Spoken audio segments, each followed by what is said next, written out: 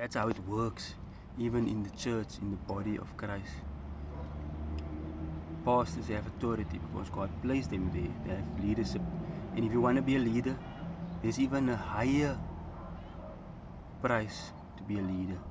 So what we need to do is we need to pray for our leaders. We need to pray for our pastors.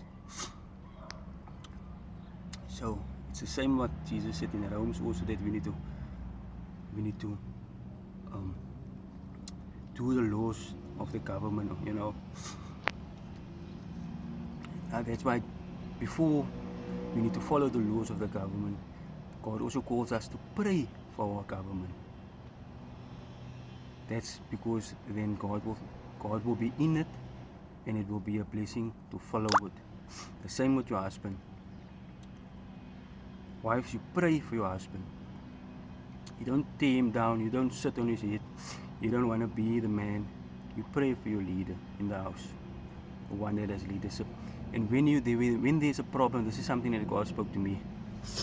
And when there is a problem with the leadership, you go to God and you set a complaint with God, because He posed that person into that place. He placed that person there.